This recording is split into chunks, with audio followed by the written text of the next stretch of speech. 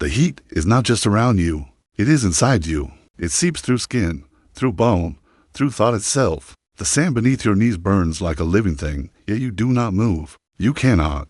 An iron collar grips your neck, tightened just enough to remind you that breathing is a privilege now, not a right. A chain runs from that collar, linking you to other women, close enough that every shift of their weight pulls on your spine, close enough that you hear their breath, uneven and frightened, as if each inhale might be the last one allowed. Someone is crying, quietly, the kind of crying meant to avoid punishment. Another woman murmurs words you do not understand, a prayer, perhaps, or a memory spoken aloud so it does not disappear. You recognize the sound anyway. Desperation has no language barrier. A shadow crosses your face. For a brief moment, the sun vanishes. Relief hits you before you can stop it. Then hands grab your jaw. Rough, impatient. Your mouth is forced open. Fingers push inside, pressing against teeth, gums, tongue. You gag. Your body tries to recoil, but the chain snaps tight.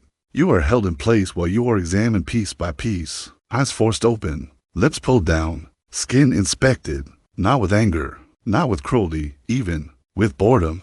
This is not violence driven by emotion. This is procedure. To the man standing in front of you, this moment means nothing. He will forget your face before the day ends. For you, this moment decides whether you will live a long captivity or a short one. 12 days ago, none of this was your world. 12 days ago, you knew where the shade fell near your home at midday. You knew the sound of your mother's voice calling you awake. You had a name that meant something, a name spoken with familiarity. That name no longer exists. Your mother does not exist. You watched her die, and you kept walking because the men holding weapons never needed to explain the rule. Stop, and you join her. There's a word for what you are now. A word that sounds ordinary when translated. Slave girl, clean. Simple, deceptive. What the word actually means is far heavier. It means your body is inventory. Your future belongs to whoever pays for it. Your past has been erased so thoroughly that even memory becomes dangerous. Coins change hands. You are sold again. And where you are going next is a place historians struggled for centuries to describe honestly, because to do so would require admitting what was allowed to exist for over 1,000 years. This is the Arab slave trade. And for African women, survival was often not mercy. It was a longer sentence. We tend to think of slavery as a single story. Ships crossing the Atlantic, plantations, chains. That history matters, and it deserves every memorial it has received. But it is not the only system that operated at scale. There was another trade, older and longer, stretching across continents and centuries, sustained quietly, normalized so deeply that it left almost nothing behind. The Arab slave trade began in the 7th century and continued, in various forms, into the modern era, not centuries ago in some unreachable past, but within the living memory of grandparents. In some regions, slavery was not formally abolished until the mid-20th century.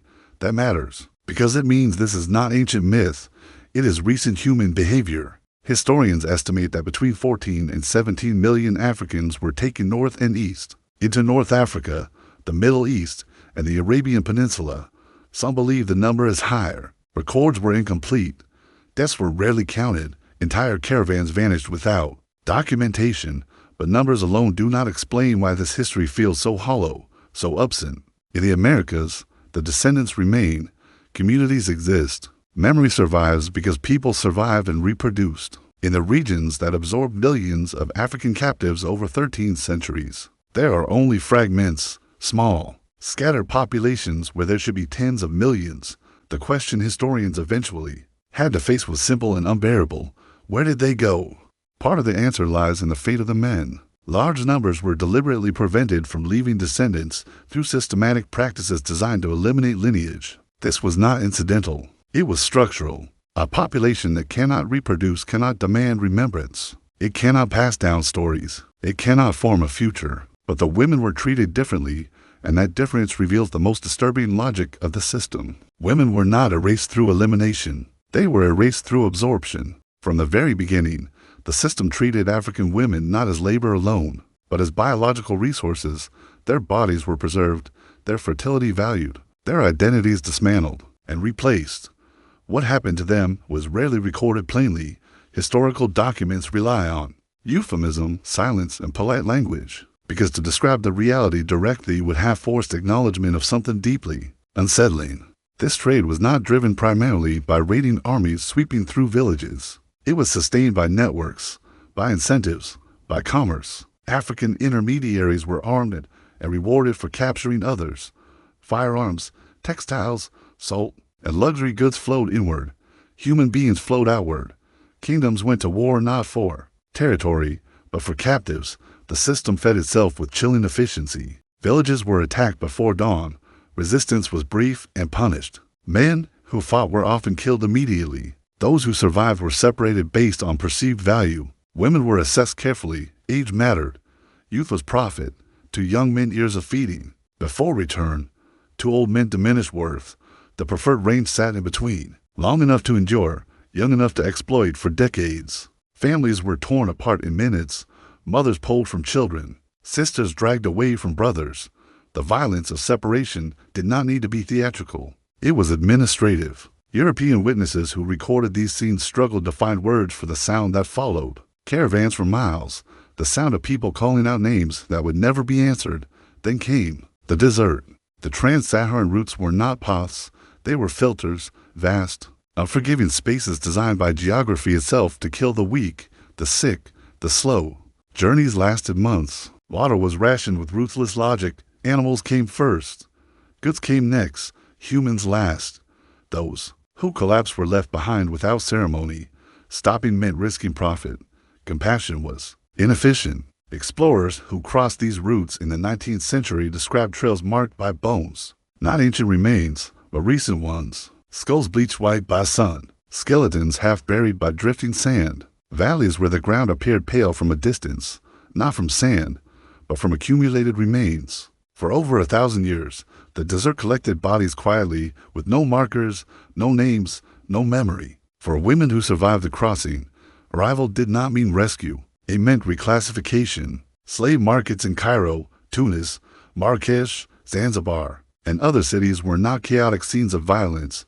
They were orderly, routine. Buyers knew what they were looking for. Teeth were checked, skin inspected, bodies evaluated with professional detachment.